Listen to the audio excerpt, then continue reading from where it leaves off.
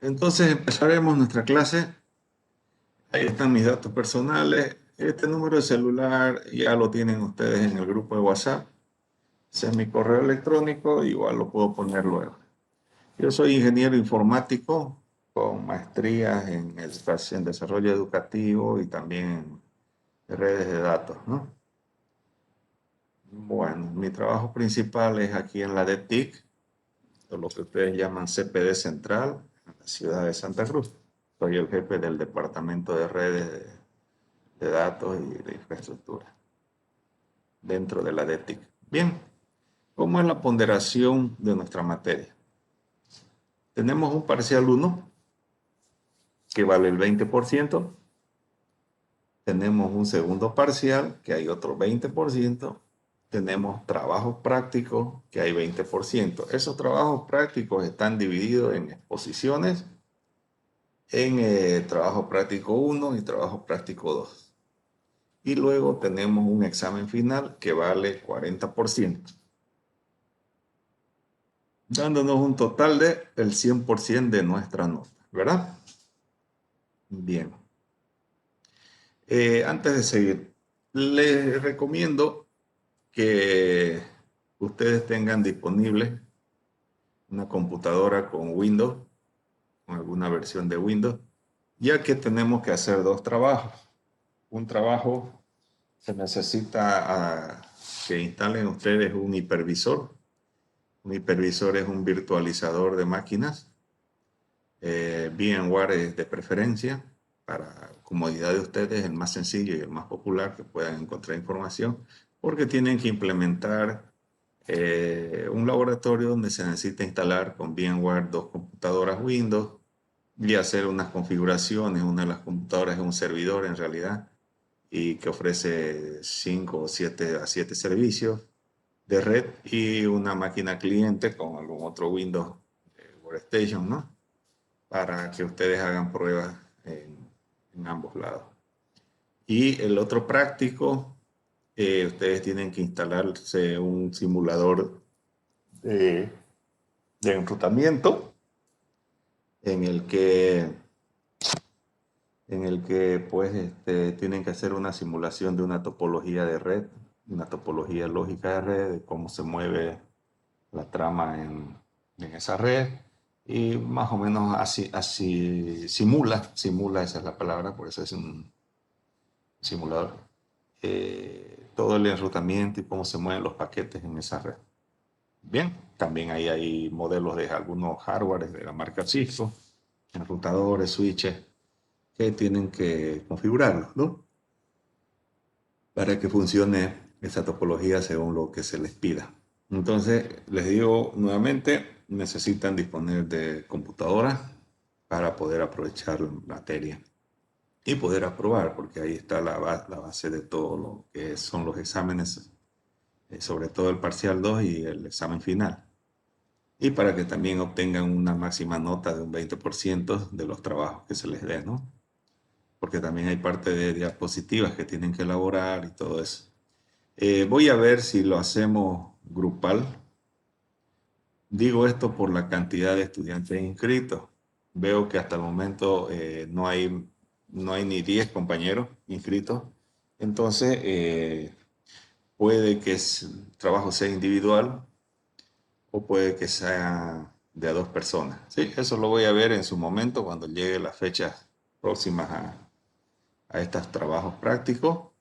Veremos cuántos inscritos ya hay para trabajar con él. Si fuese grupal, no se preocupen, los grupos los hago yo. Yo armo los grupos y les paso ahí grupo 1, tal y cual persona, grupo 2, etcétera, etcétera. Todo eso en su momento. Bien, ¿tienen alguna pregunta hasta aquí, jóvenes? Active su micrófono y pregunte.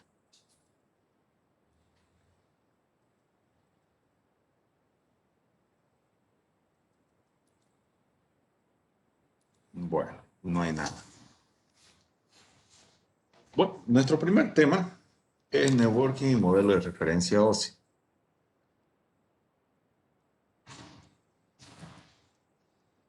Cuando hablamos nosotros de networking, estamos hablando de redes de computadora. redes de computadora y dispositivos y periféricos que puedan conectarse a través de una red LAN o una red WAN. ¿Sí? En conceptos más precisos sería que es la interconexión de estaciones de trabajo, dispositivos periféricos y otros dispositivos de red. No interesa de qué marca ni modelo sean estos hosts. Cuando hablamos de la palabra host, está acá, nosotros hacemos referencia a una computadora, una PC, laptop o a cualquier dispositivo que esté conectado a la red y que pueda asignársele una dirección IP. Una dirección IP es una dirección de Internet Protocol, ¿sí? Que pueda identificarse en la red a través de una dirección IP de capa 3. Ok. En este sentido, por ejemplo, el cable de la red no es un host, ¿sí? No hay cómo asignarle una dirección IP. Una cámara IP, una impresora de red, un teléfono IP, todo eso sí son hosts. Computadoras, laptops, etc. Smartphone. Bien, lo importante, porque acá dice que no interesa qué marca o modelo sean estos para poder conectarse y compartir recursos entre ellos. Lo importante es que todos estos elementos, estos hosts, utilicen el mismo lenguaje de comunicación. Ese lenguaje de comunicación en la red se llama protocolo de red. Bien, es similar o análogamente podemos decir que los elementos, si fuésemos personas en una comunidad y todos hablamos español o castellano, entonces todos nos entendemos. Pero si de pronto hay otra persona que hable ruso, árabe, chino, etcétera, entonces va a ser difícil poder comunicarse, ¿verdad? Entonces, un requisito para que haya comunicación en la red es que todos los elementos de esa red, en pocas palabras, todos los hosts, utilicen el mismo protocolo de red. Bien. ¿Por qué y cómo comenzaron las redes? Los primeros equipos eran dispositivos autónomos. Eso quiere decir que era una computadora en una oficina, otra computadora en otro piso del mismo edificio, o en otro rincón del mismo piso del edificio, etcétera, etcétera, o en otra población, que una sucursal de la misma empresa. ¿Mm? Cada computadora de manera aislada, autónoma, quiere decir, ¿no? Por su cuenta, por diferentes ubicaciones geográficamente hablando. Al tener así las computadoras, aparecen tres problemas. Uno que era la duplicación de equipos y recursos. Por ejemplo, si nosotros tenemos un edificio y en cada piso hay 10 personas con su computadora, si no hay red, tendrían que estas 10 computadoras tener 10 impresoras. Entonces ahí duplican los recursos, los equipos y los recursos. Si hubiese red, podrían utilizar una sola impresora para que esas 10 computadoras la compartan, la utilicen y le saquen mejor provecho y desde el punto de vista económico de la empresa sea mucho más rentable, ¿sí? Más factible. Entonces, recursos como la impresora, como el escáner de red, el almacenamiento centralizado, tener un almacenamiento centralizado, por ejemplo, tener un data storage, que ese es un servidor de almacenamiento de archivos, en vez que cada computadora tenga un disco de altas capacidades de almacenamiento, de 1 tera, 2 teras, tener un servidor con varios teras y con todas las características de seguridad, de resguardo de la información, y que todos guarden ahí sus archivos. Entonces, no hay riesgo de que se fregue el disco duro de mi computadora y yo pierda trabajos o proyectos de la empresa que estén ya muy avanzados o planillas de sueldo y cosas así cuando se arruina el disco de mi computadora. Entonces, cosas como esas nos ayuda bastante las redes y que eso fue el motivo originalmente o inicialmente para que podamos disponer de redes de computadora, compartir recursos, evitar duplicación de equipo. Bien, además, otro problema es, por ejemplo, Si usted quiere pasarle los datos a una persona, al jefe, subirle un informe que le pidan, usted tiene que copiarlo a un medio de almacenamiento. En aquellos años un disquete, actualmente puede ser un flash memory. Y usted tiene que llevarlo caminando o enviarlo por algún tipo de medio para que llegue hasta la otra, hasta el jefe, ¿no? Al que le pidió esa información. Entonces, la comunicación en este sentido ya no es eficiente. ¿Sí? Ya no es eficiente. Entonces empieza a llegar tarde la información y le pide que modifique ciertas cosas, ciertos aspectos técnicos, y usted tiene que volver a su computadora otra vez del trabajo y nuevamente llevarlo o hacerle llegar la información. Entonces no es eficiente ni oportuna la información. Y muchas veces, por cuestiones estratégicas o políticas de la empresa, la información se necesita inmediatamente, ¿no? Eso es normal en el mundo empresarial, en el mundo laboral.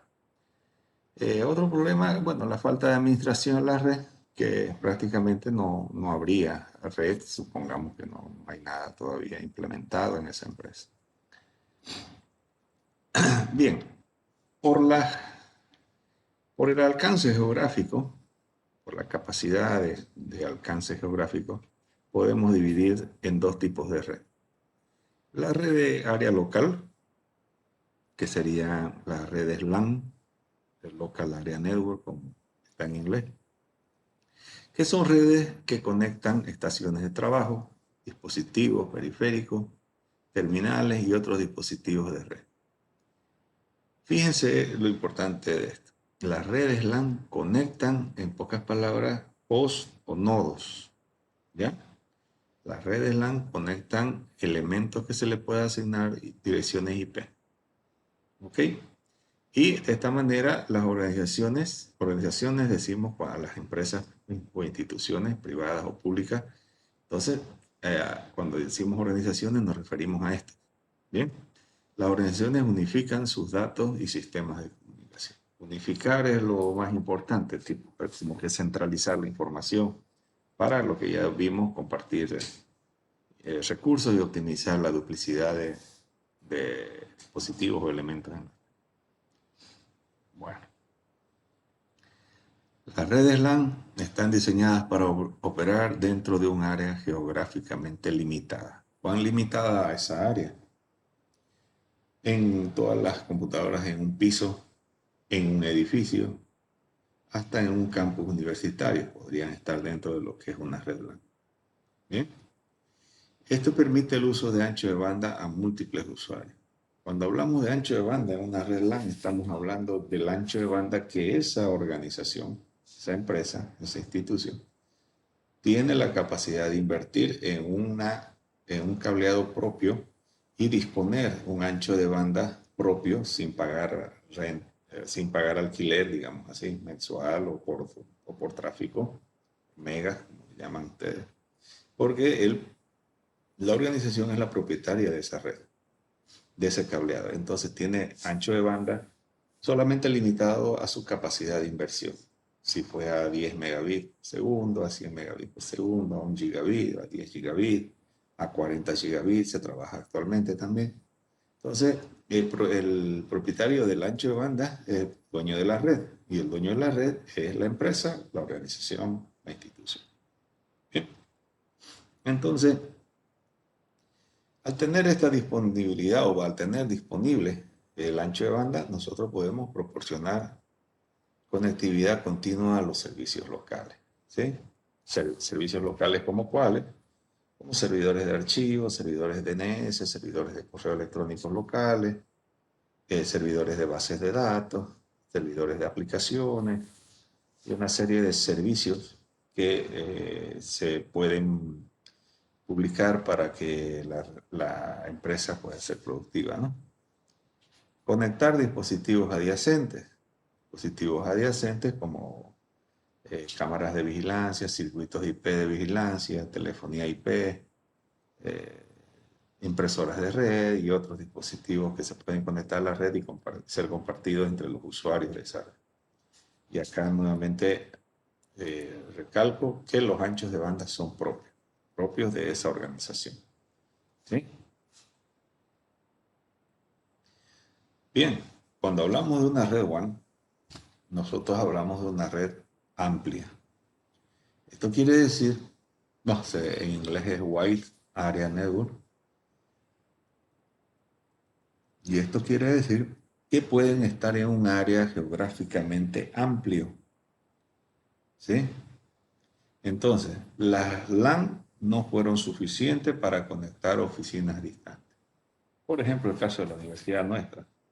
Nosotros tenemos un campus universitario en la ciudad de Santa Cruz y tenemos otros campus universitarios en la ciudad de Montero, Yapacaní, Valle Grande, Camiri, etcétera, etcétera, ¿verdad? Entonces, en el campus puede ser que en alguno de los campus de esas facultades tenemos una red de LAN. Pero esas redes LAN no pueden quedar aisladas, tienen que conectarse con su oficina matriz en la ciudad de Santa Cruz de la Sierra.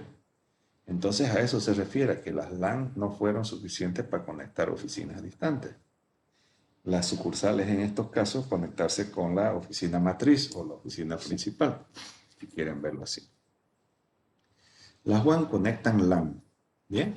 Eso tiene que quedarles claro. Las redes WAN conectan redes LAN. Vamos hacia atrás y veamos este detalle acá. Las redes LAN conectan estaciones de trabajo, dispositivos periféricos, ¿sí? Y las WAN conectan LANes. Bien, los anchos de banda por lo general son contratados. Las redes LAN, los anchos de banda son propiedad de la organización que invirtió en su cableado, en pocas palabras. ¿Sí? Entonces, las redes WAN tienen que alquilar o rentar enlaces entre Santa Cruz y Montero, digamos así, entre Santa Cruz y Apacaní o Santa Cruz y Camiri, para que esas oficinas sucursales o distantes, en términos generales, puedan utilizar, en el caso de la universidad, los sistemas académicos, los sistemas de contabilidad, de caja y otros sistemas que hay para el desempeño y el desarrollo de las actividades laborales de la institución, tanto en la ciudad como en la provincia. ¿Ya? Esos anchos de banda son alquilados. ¿A quiénes son alquilados?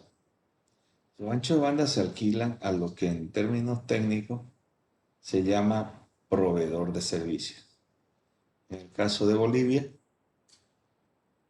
de Santa Cruz, los proveedores de servicios vendría a ser Cota, Tigo, AXS, Entel, y a ellos se les paga un monto acordado mensual, ya sea por un ancho de banda con tráfico ilimitado o por un ancho de banda X con cierta cantidad de tráfico de megas, ¿sí? ¿Sí? Por un periodo de tiempo, mensual, anual, etc. ¿Sí? Entonces, para cerrar esta partecita, podemos decir que la red de Internet es una gran e inmensa red WAN. La red de Internet es la madre de todas las redes, en pocas palabras. ¿Sí? Madre en el sentido de origen, porque de ahí nacen todo lo que son las redes de computadoras, y en el sentido de que es la red más grande de datos que puede existir. ¿Sí? En el mundo, ¿no? A nivel global. Bueno, aquí tenemos dispositivos autónomos, como hablábamos a un comienzo, computadoras sueltas, sin ningún tipo de conexión. Si nosotros queríamos, vean esta otra gráfica, limitación en la comunicación, si queremos nosotros compartir una información, una hoja Excel, un proyecto, un informe, algo, tenemos que llevarlo a pie a donde el jefe o a donde el compañero con el que se está trabajando de forma colaborativa o grupal, pero llevarlo caminando, ¿entiendes? En un medio de almacenamiento, disquete, USB, impreso, etc. También tenemos por acá, fíjense, una máquina, una computadora con impresora, y si nosotros las otras computadoras que no tienen impresora quieren imprimir algo, tienen que ir a donde está esa con impresora para poder obtener lo que desea, ¿no? Imprimir ese documento. Esas son las limitaciones de antes que haya en la red, o el origen o los motivos por los que hay en redes LAN. Y cuando hablamos de servicios unificados, nosotros tenemos un dispositivo central, se llama switch, Y a través de ese switch, nosotros podemos compartir ya los recursos que hay en cada computadora. En este caso, esta computadora tiene un recurso, un periférico impresora. Todas las otras ya, si están con las autorizaciones y credenciales de permiso, pueden utilizar esa impresora. ¿Sí? Lo mismo, si esta persona quiere enviar una información a alguien, puede compartir de manera local para que saquen ese archivo con esa información, o el que le interesa puede también compartir y el trabajador dejarle en esa carpeta compartida de esa computadora remotamente distante. ¿Entiendes? O en el otro lado de la red. De eso se trata la red, de utilizar recursos, compartir y evitar duplicación de dispositivos. WAN. Hablamos hace rato de que las redes WAN conectan redes LAN y que las redes LAN conectan dispositivos y periféricos y estaciones de trabajo.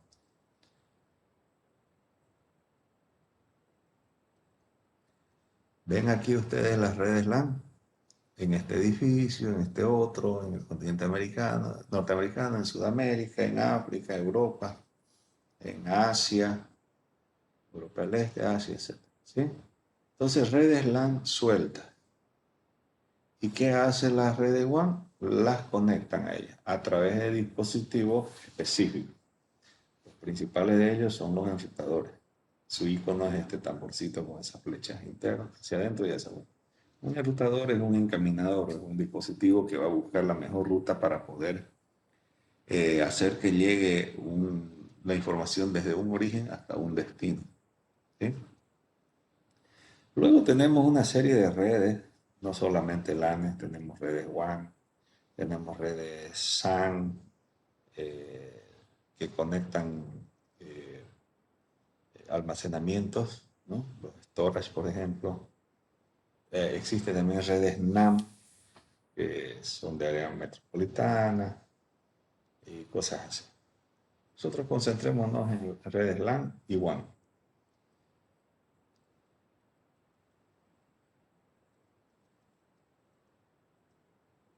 Bueno,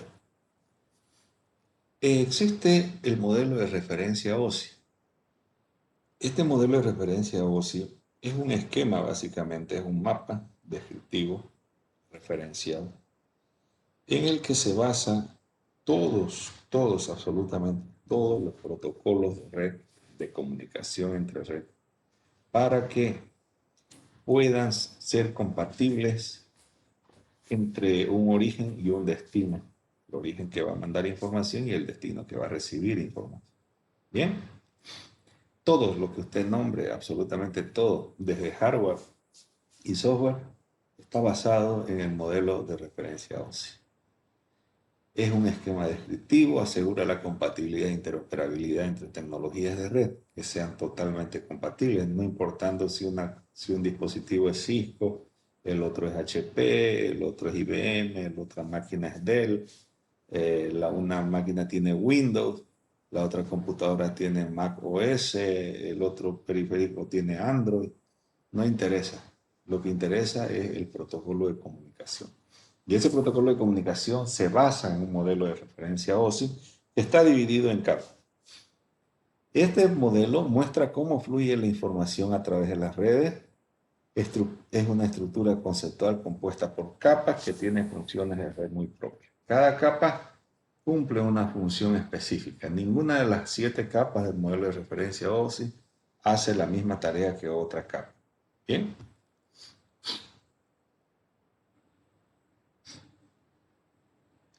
Entonces, aquí vemos que el modelo de referencia OSI está dividido en 7 capas. Las capas inferiores van del 1 al 3. Las inferiores son las de abajo, por supuesto, y las capas superiores van hacia arriba. La última capa es la capa 7, la capa de aplicación. Bien. Las capas superiores, también llamadas capas de host. ¿Por qué? Porque esas capas están en software. Sí, netamente en software. Vienen dentro de los sistemas operativos. En este caso nosotros utilizamos Windows, o en el caso de sus teléfonos Android o Mac OS u otro, ¿no? Linux o Symbian para otros dispositivos, etcétera, etcétera. Entonces el modelo de referencia OSI empieza abajo, en la primera capa, que sería la capa física. La capa física, que es la que está más cerca al medio de transmisión de red. ¿Quién es el medio de transmisión de red? Es lo que ustedes comúnmente llaman el cable de red, ese cable azul o plomo que conocen, ¿no? O la fibra óptica también, o la onda de radio de Wi-Fi. Y así va subiendo. Aquí falta la capa 2, que sería la capa de enlace de datos, la capa de red, capa de transporte, capa de sesión, presentación y aplicación.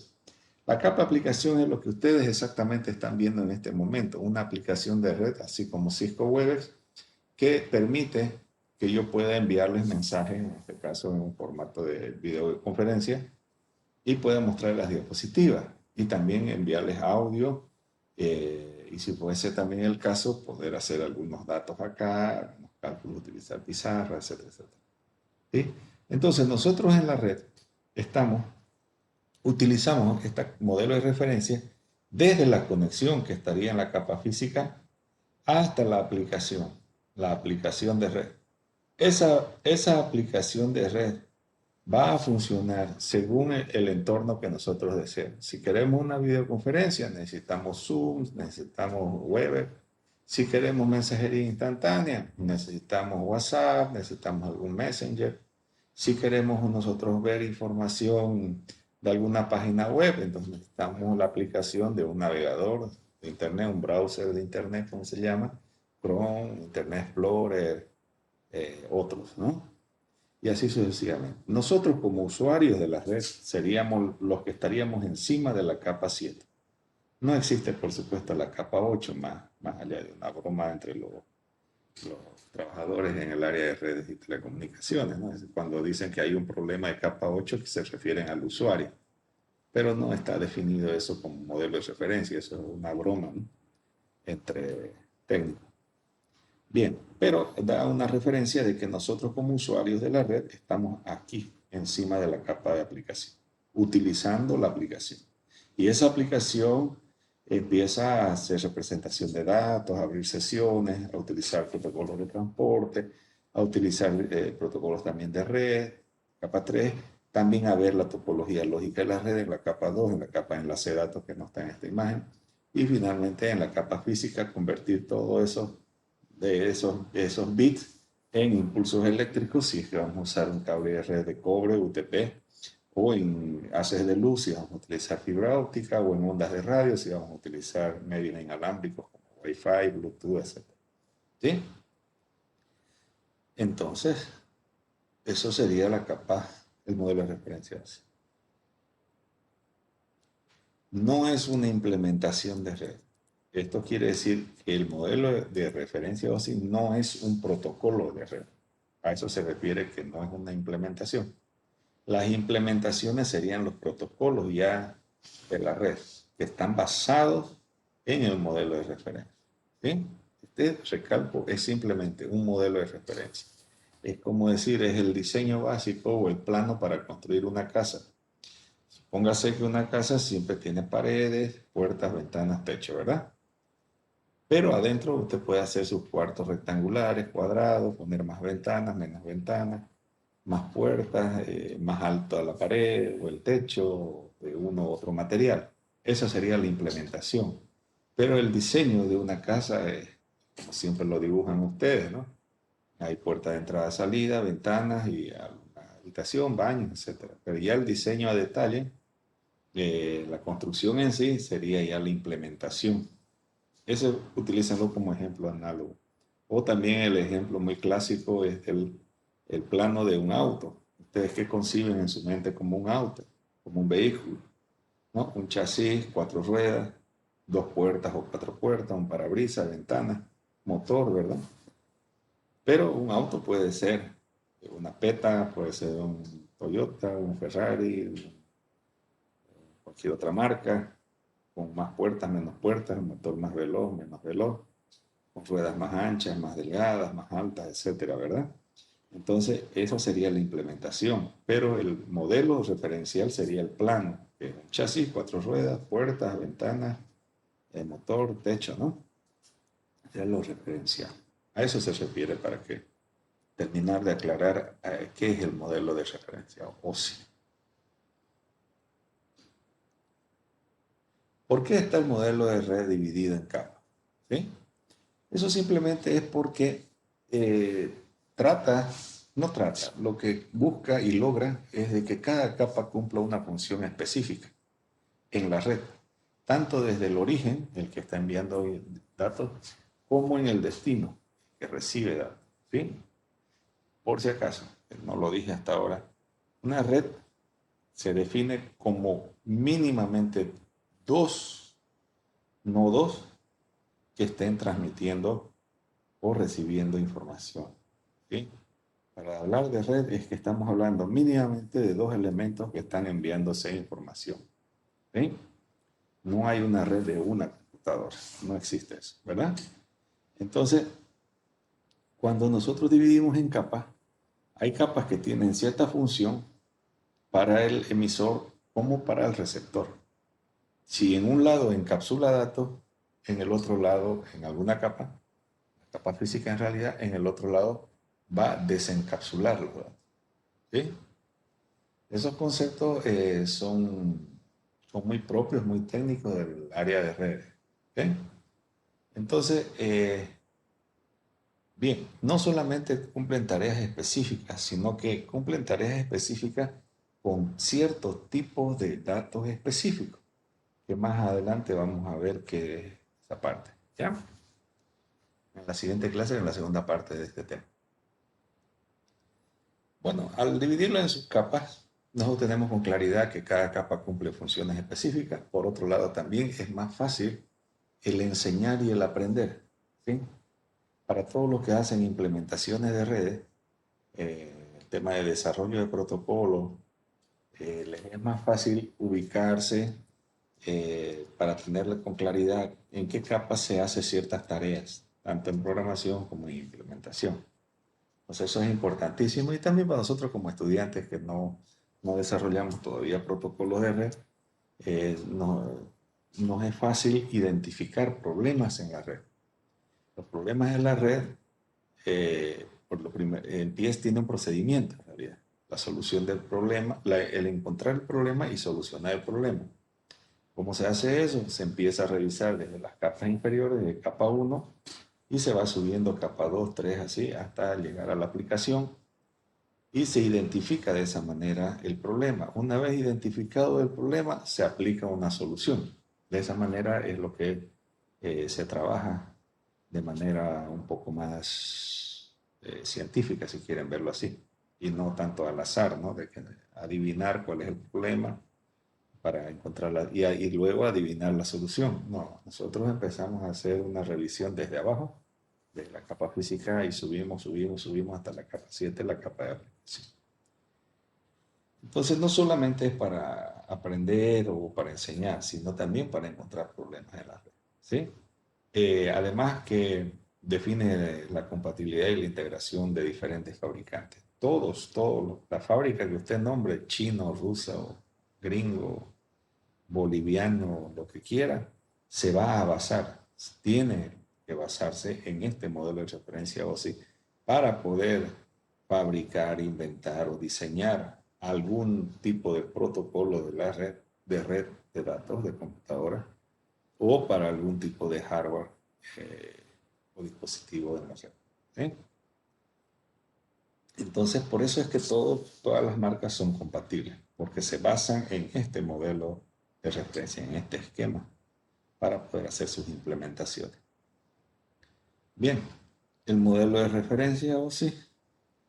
Cada capa posee un conjunto de funciones que debe ejecutar para producir comunicación. ¿Sí? Como vemos acá, nosotros desde abajo hacia arriba siempre vamos a hablar. Es la capa física que define las características de red, materialmente hablando, físicamente hablando sería. La parte mecánica, eléctrica sería. La capa de enlace de datos, que es la capa 2, que proporciona el envío de datos a través de enlaces físicos. Esta capa de enlace de datos se divide en dos subcapas. Eso vamos a ver más adelante. La capa de red, que es una de las capas más importantes, donde se genera lo que ustedes conocen como dirección IP, las direcciones IP, Internet Protocol, están definidas en esta capa de red. En esta capa de red también se produce el enrutamiento y, bueno, gestiona a través de la red para las capas superiores. Capa de transporte, servicio de detección y corrección de errores, es la que lleva la información que deseamos de un origen a un destino. La capa de sesión, la capa de presentación y la capa de aplicación, que serían los programas que se usan en la red. Capa 7 es la más cercana al usuario, brinda servicios de red a las aplicaciones, no brinda servicios a ninguna capa y sincroniza las aplicaciones que cooperen entre sí. Establece procedimientos para recuperación de errores y control de integridad de datos. ¿Sí? ¿Qué quiere decir todo esto? Esta capa de aplicación es donde están las implementaciones, sean estos clientes de red. Cuando hablamos clientes de red es porque hay un servidor de red, un servicio en la red. Un servicio en la red puede ser el servicio de correo electrónico o el servicio del servidor de páginas web. Y el cliente, la aplicación cliente, sería con lo que nosotros podemos utilizar ese servicio. Porque, por ejemplo, si nosotros vamos a usar correo electrónico, necesitamos un cliente de correo electrónico. Puede ser Outlook u otra aplicación para leer y enviar correo electrónico. Si queremos ver páginas web, un servidor web en el lado del servidor, nosotros necesitamos un cliente de páginas web. Ese cliente es el navegador. Chrome, Internet Explorer u otro, ¿verdad? Porque no podemos nosotros, por decir, con Photoshop entrar a las páginas web. ¿Ven? Esa es una aplicación para otro propósito. O con Word o con Excel entrar nosotros a mirar páginas web. Son aplicaciones, pero no son aplicaciones para ese tipo de servicio, de ver páginas web que están en un protocolo HTTP, que es Hypertext Protocol, un protocolo de hipertexto. ¿Sí?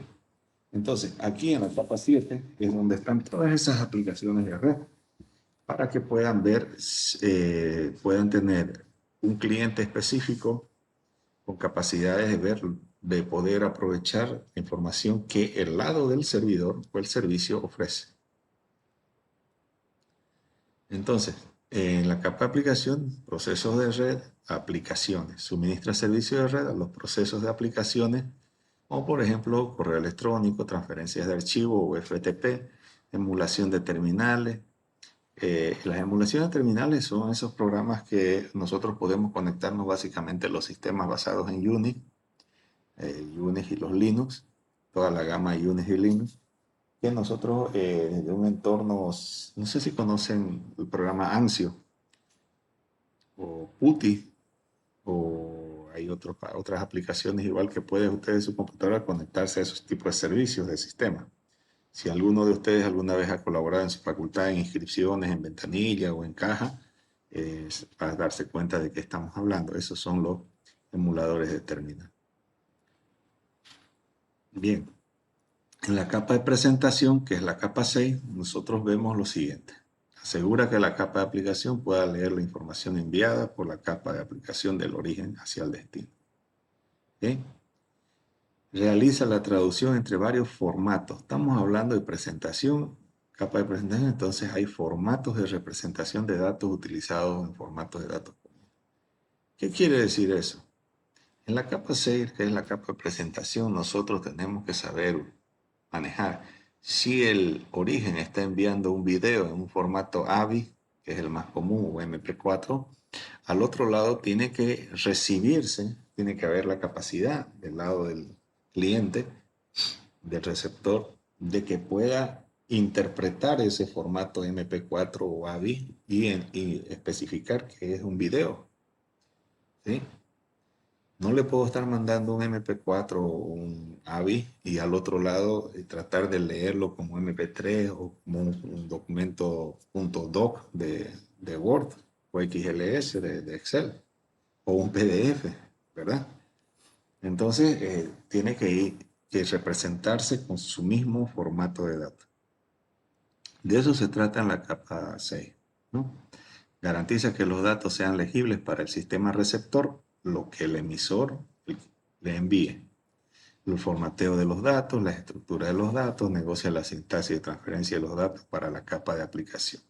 Aquí es donde la capa de aplicación es donde se va a generar un proceso interesante de identificar el formato de esos datos para que la aplicación, en la capa de aplicación, la aplicación cliente pueda interpretar. ¿Sí?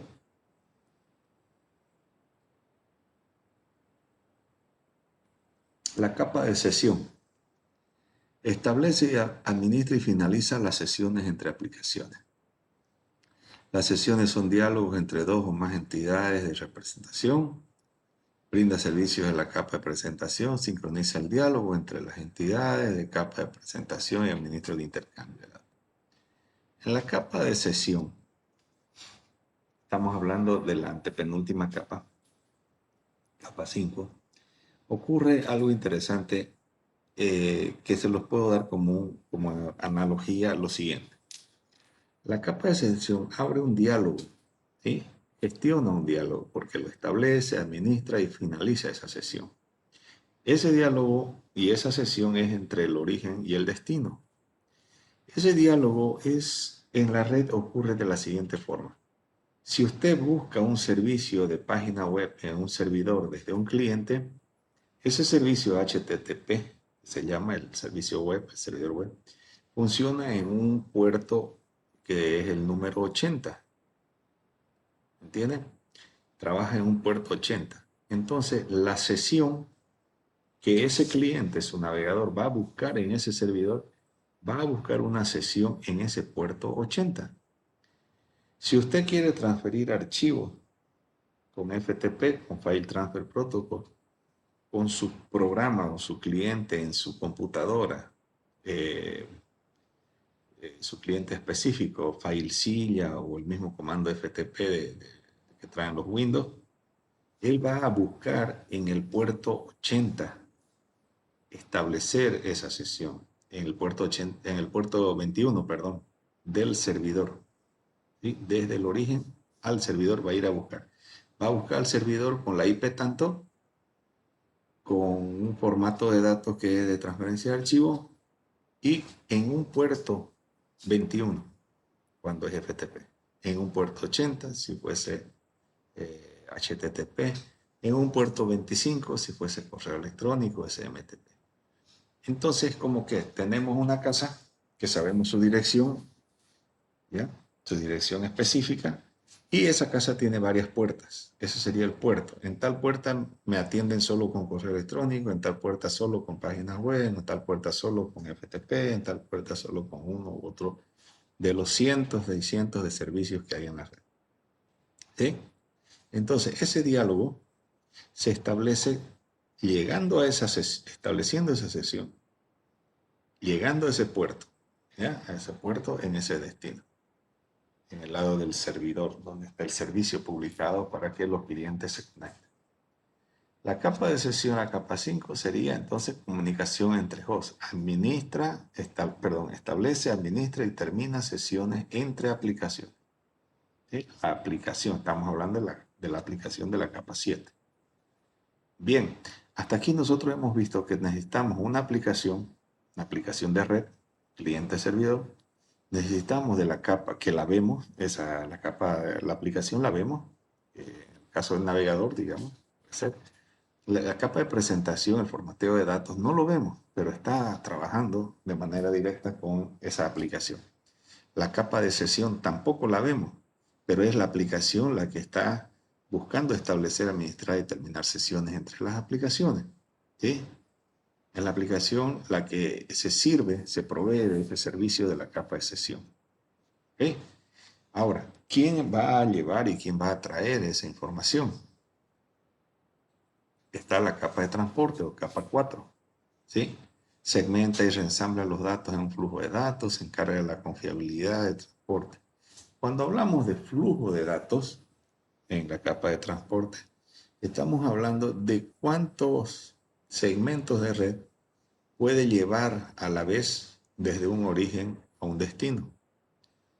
Viceversa, ¿sí? ¿Cuántos segmentos de red podemos acarrear de un solo viaje? Cuando hablamos de confiabilidad, ¿sí? De confiabilidad del transporte a través de la red, estamos hablando de que si se pierden datos, que se vuelva a reenviar esos datos. Por algún motivo cayó la red, se desconectó, está muy lenta, saturada, se perdieron datos, siempre hay problemas eléctricos mecánicos, se crecen los tamaños de los segmentos y se pierden en el viaje. Lo que sea que haya ocurrido, el motivo que sea, tiene la capacidad en la capa de transporte, uno de los protocolos importantes como este TCP, de poder dar confiabilidad, de que me llegue desde el origen hasta un destino los datos. Y si algún segmento se perdió en el viaje, puede ser reenviado hasta completar todo el dato completo. ¿Sí?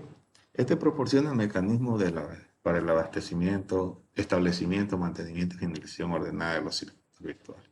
Son circuitos virtuales que se establecen con uno de los protocolos, como les dije, el TCP, el, el, ese protocolo de transporte de la capa de transporte. Es muy confiable. Detección y recuperación de fallos de transporte y control de flujo de información. Son las dos cosas que hemos hablado al comienzo. Entonces, se ocupa de aspectos de transporte entre hosts, transporte de los datos, los segmentos de los datos. Cuando hablamos de segmentos, para hacerles caer en cuenta, supóngase que tenemos una película de 1 GB de tamaño. Si nosotros a través de las redes de un origen de una computadora a otra computadora le queremos mandar el giga y hay 20 computadoras conectadas en esa red, nosotros daría la impresión de que usamos todo el recurso del ancho de banda para enviarle todo ese giga de información, la saturaríamos la red, en pocas palabras. Entonces, ¿qué es lo que hace la red? La red lo que hace es segmentar. Ese giga lo divide en pedacitos. Cada pedacito se llama segmento. Es como un tren con cada vagón que tiene, es un segmento cada vagón de ese tren, si quieren verlo así. ¿Sí? ¿Y qué es lo que ocurre? Envía de a pedazos. El pedazo 1 de 10 pedazos, el pedazo 2. Ese pedazo se llama segmento. Segmento 1 de 10 pedazos, segmento 2 de 10 pedazos, segmento 3 de 10 pedazos, de 10 segmentos, perdón. Y ahora, cuando hablamos de control de flujo, podemos decir de que se envía el segmento 1 y 2 a la misma vez. Salen desde el origen hasta el destino. Al rato se envía el segmento 3 y 4. Hay un proceso que se llama saludo de 3 vías con acuse de recibo, que es una característica propia en la capa 4, en la capa de transporte, en el protocolo TCP. ¿Sí? Para que pueda, hay un acuse de recibo, quiere decir la confirmación de que el destino recibió los segmentos que el origen le envió. Entonces, mando como origen segmento 1 y 2 y el origen y el destino va a decir mándeme el segmento 3 a partir del segmento 3. Entonces, el origen le manda el segmento 3, 4 o 3 solamente o 3, 4, 5 y depende del control de flujo, la calidad de conexión que hay, puede ampliar o cerrar la cantidad de segmentos a enviar a la vez. Eso se llama, es una técnica de ventana deslizante, se llama. Eso vamos a verlo cuando lleguemos a la capa de transporte.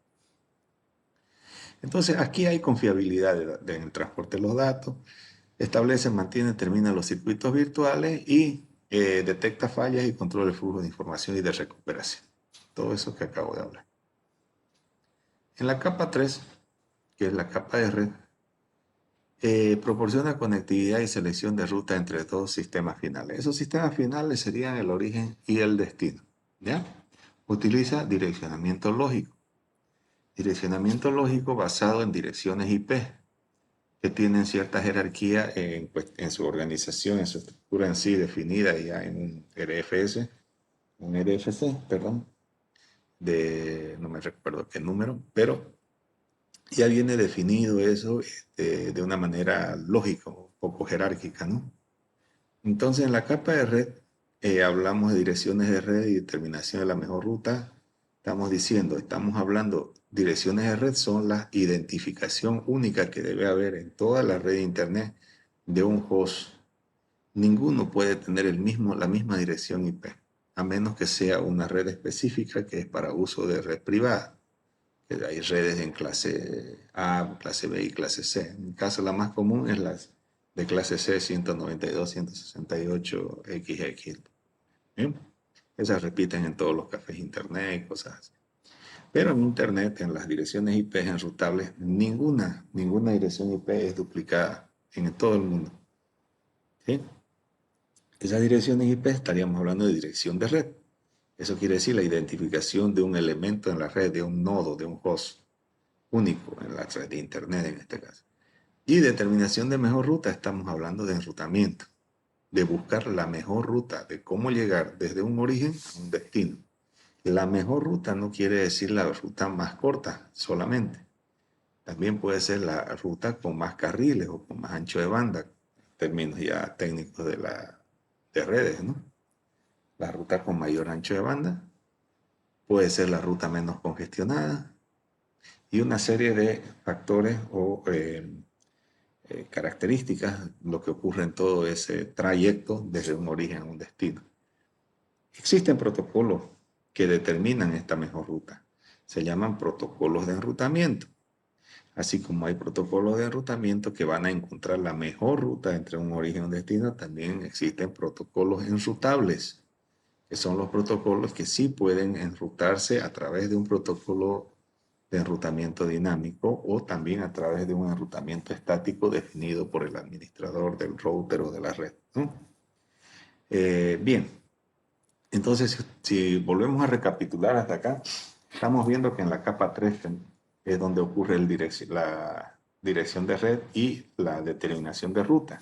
Aquí nosotros podemos, si hacemos una analogía, podríamos tener la dirección de la casa y cómo llegar a esa casa, por qué calles o avenidas.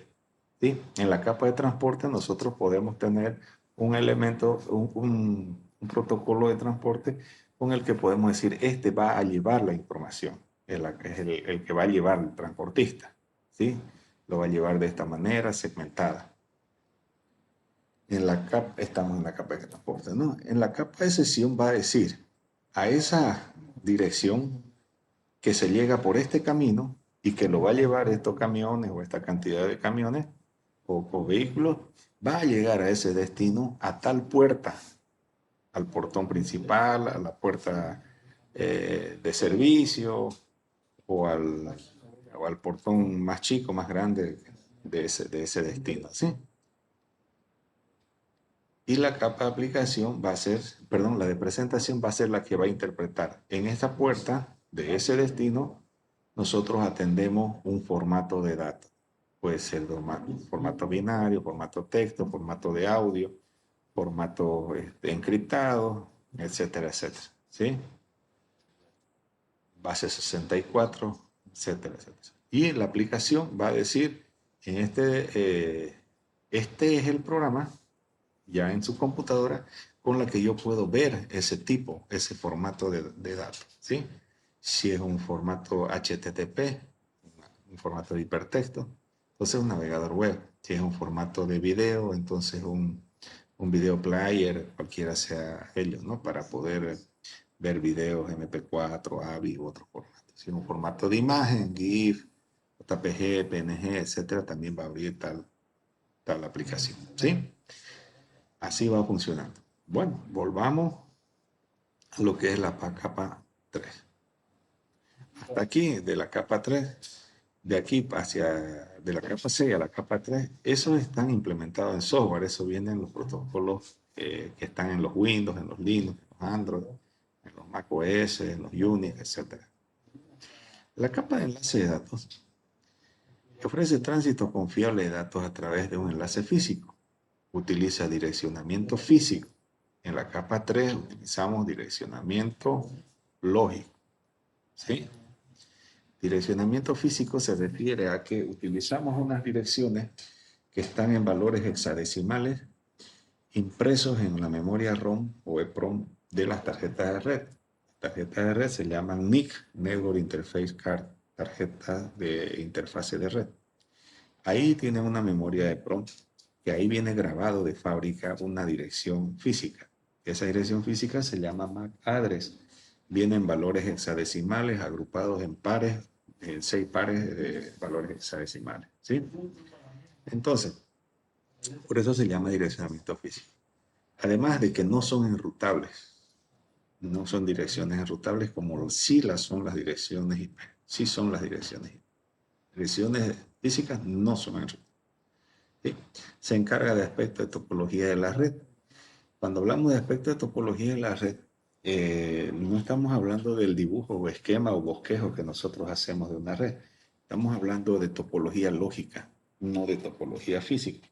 De topología lógica quiere decir que cómo se mueve, cómo viaja esa trama a través de la red. ¿Sí?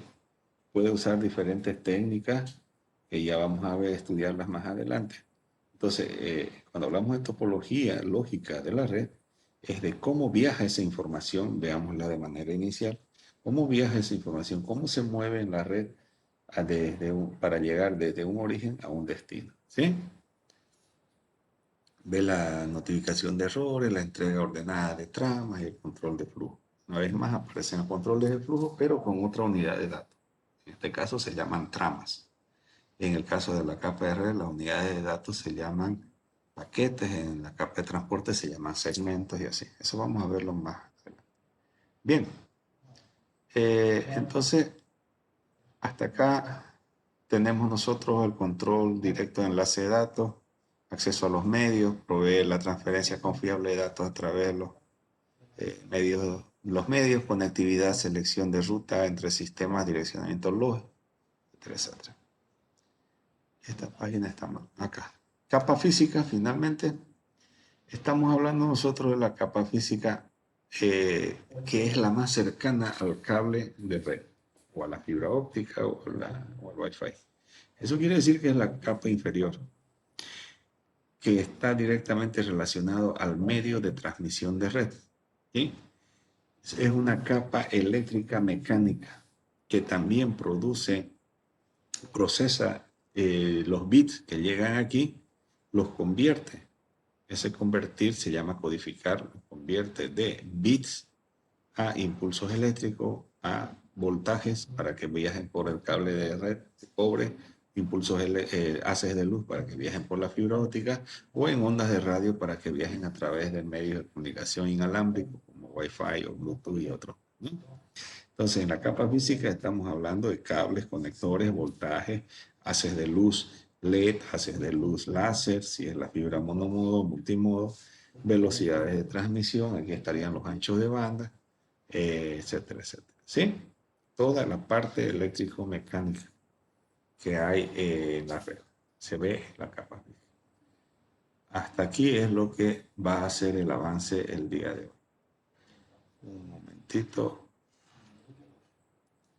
Bien, jóvenes. Ahora sí, vamos a conversar. Cuéntenme si tienen alguna pregunta. Estoy disponible para todas las preguntas que ustedes quieran hacer sobre lo que acabamos de ver. Es la primera parte del primer tema. El siguiente lunes vamos a ver la siguiente. ¿Alguna pregunta hasta aquí, jóvenes?